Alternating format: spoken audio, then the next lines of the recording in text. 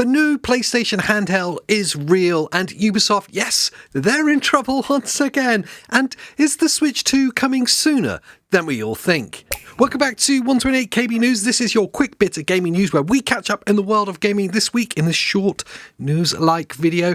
And yes, it's neither short nor news-like. It's so unshort, in fact, that I've even put chapters below. So if you have the attention span of a goldfish or just are super impatient, you can go ahead and click on any of those and skip to the story you like. Maybe you just want to laugh at Ubisoft being so super self-destructive all the time. But anyway, let's jump into the first story of the week, and it is the most unshocking story of the week. In fact, it's got a new award that I've given it, and it's the award for the most unshocking headline of all time. Yes, that is, of course, about Call of Duty, and that Black Ops 6, I can say it right next time, Black Ops 6 is the best-selling game from October. Yeah, that gets a really minor celebration because we all knew that it was going to happen. But yes, of course, Black Ops 6 is the best-selling game. It's no shock whatsoever. I guess the only really shocking bit about this news story is considering the fact that a lot of the sales would have been cannibalized by the fact that Black Ops 6 was the first Call of Duty that was available on Game Pass day one, and still it is the best-selling game of the month. It is the best-selling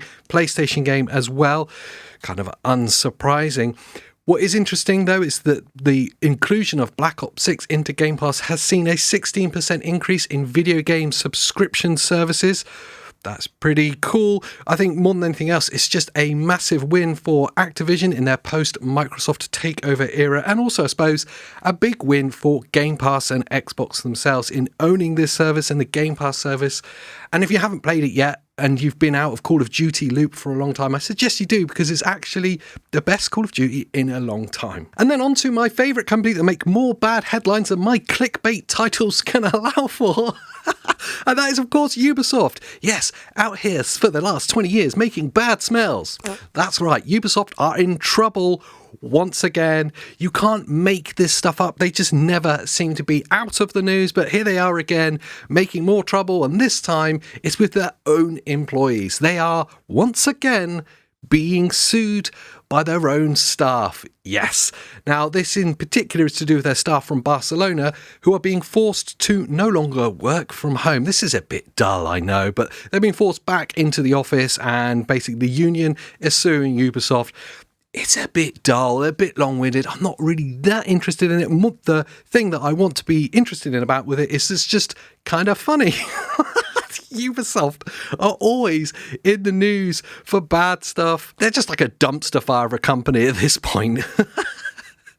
So moving on from the ridiculous to the sublime, and we are looking back in time to the PlayStation 2, which is now officially nailed on, reconfirmed as the best-selling console ever. Yes, 160 million PlayStation 2s have been sold. It was announced by PlayStation this week as part of their 30th anniversary celebrations.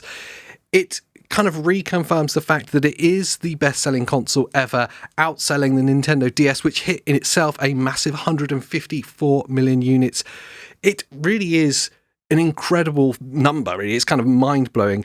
It's also a very conveniently timed announcement. I know all the PlayStation fans out there will say, well, it's the PlayStation 30th anniversary. And yeah, it is, but it's also conveniently timed to fit literally a week or two after Nintendo were announcing the fact that the Switch had sold 146 million units, I believe it was, literally a couple of weeks ago, and was kind of catching up to the second place DS and maybe even surpassing the PS2. But they've increased the number, PlayStation, and have said that it sold 160 million. What it does do is really confirm the fact that PlayStation is squarely crowned the king of the home console. The sales figure for PlayStation consoles across all the generations is absolutely mind-blowing. I'll go through some of them. The PS1 sold 102 million. Of course, the PS2 now 160 million, the best-selling ever. PS3, 87 million. PS4, 117 million.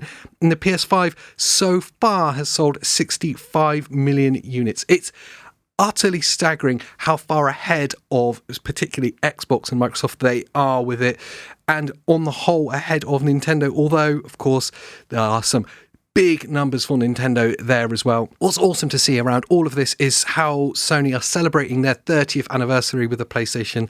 Loads of cool stuff on the website. Obviously, we saw the special edition 30th anniversary consoles and controllers and the like. In fact, I've got one of the controllers there hidden behind me. Yes, I waited in queue for it, and yes, I did pre-order it. I'm a sucker for the shiny things, I know. But the PS2, I think for all of us that were around when it launched in 2000, it changed everything. I remember it's the first time that I've been truly blown away by games, and PlayStation themselves are squarely responsible for my deep love of gaming, and they changed everything for me and so many other gamers in the past 30 years. It's right that they are as successful and that they can celebrate it so well. And from all things PlayStation past to all things PlayStation future, and yes, the PlayStation handheld is probably more real than we even think. And I'm going to call it now. I'm going to coin it what it's going to be called, and it is going to be the PSPP or the PSP3. I don't know, you decide in the comments down below which you prefer.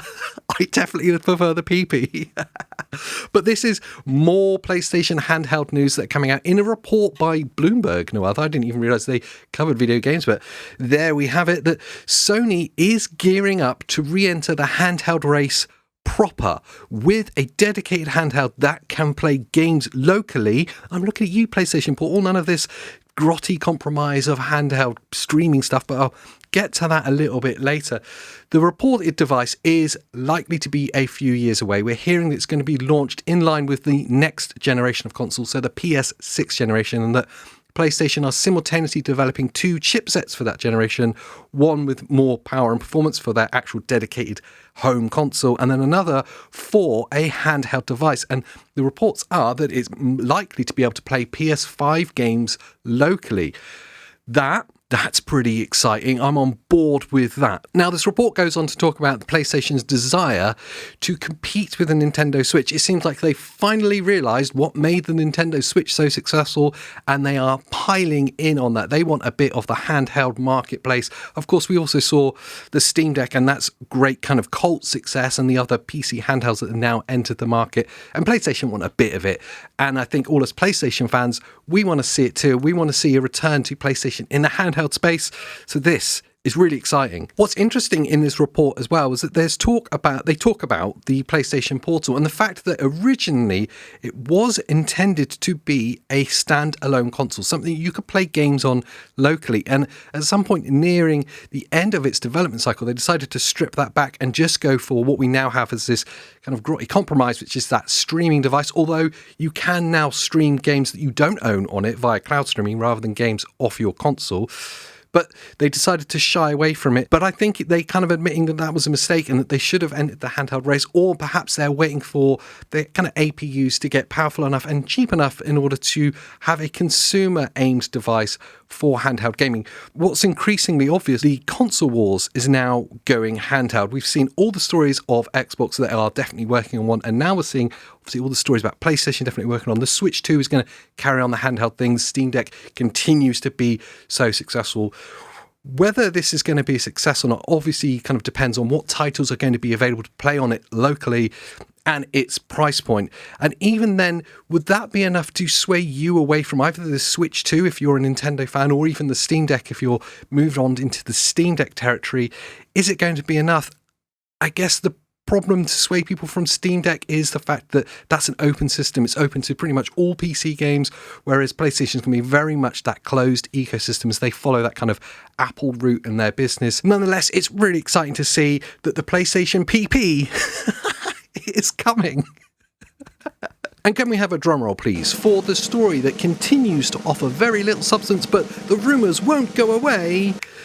That's the Nintendo Switch. It's the main story of the week. If you've clipped yourself onto this chapter, then welcome back to the video. If not, if you've been with me the whole way, I do love your face. Aren't you lovely? But is the Nintendo Switch coming sooner than we think? Well, there is now rumours and leaks coming out from a fairly reputable Chinese source. Yes, that's not the thing you dip your food into, that is giving us information that the Nintendo Switch 2 will be announced in January and is likely to be released in March. This is interesting because it goes in contradiction to everything we've heard officially from Nintendo and the CEO in their report to shareholders very recently that stated that the Nintendo Nintendo Switch successor won't be released until the next fiscal year, and that wouldn't be until at least April. But we're now seeing quite a few rumours and leaks and things from third-party developers and manufacturers stating that it might even be as early as March. Now, this leak in particular comes from the Chinese forum Weibo. Yeah, I've never used it either, but it comes from a leaker who has been bang on the money fairly recently about the contents of different Nintendo Directs. So it seems like they've got a fairly good source inside Nintendo, and they're happy just to leak everything out like the sieve that they are.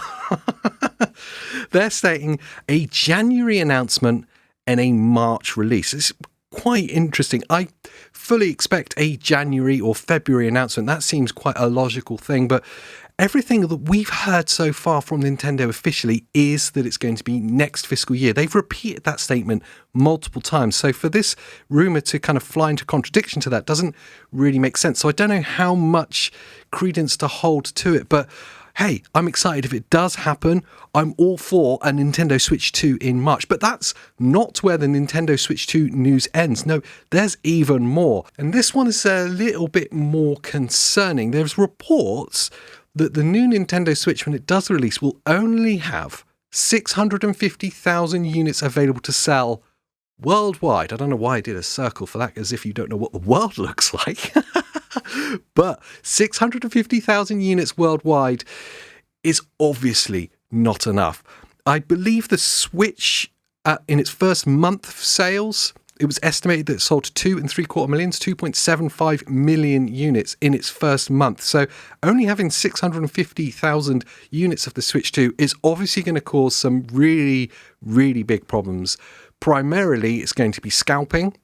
And we all saw what happened with the PS5 with that, and the PS5 Pro and the PS5 30th Anniversary Edition, and what's going to happen with the white Steam Deck when that launches as well.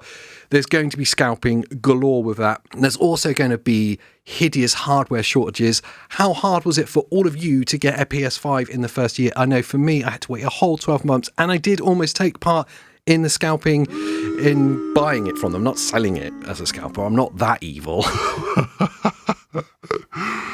But I resisted and did finally get it, and it's nothing but frustration when that happens. And I can't imagine for a second that Nintendo are going to make such a fundamental mistake. But then it's not like Nintendo not to make mistakes, is it? I'm looking at you, Wii U. That was one of the biggest and smelliest mistakes they've probably ever made. Anyway, that's about it. I would love to know what you guys think down in the comments down below. Do you believe that we're going to see the Switch 2 here in March? That's way earlier than we thought it was going to be. That would be truly shocking. Let me know down in the comments what you think. And whilst you're down there digging around, make sure you like this video because, you know, obviously you like it. And then subscribe to the channel because I do need your validation and love in this world.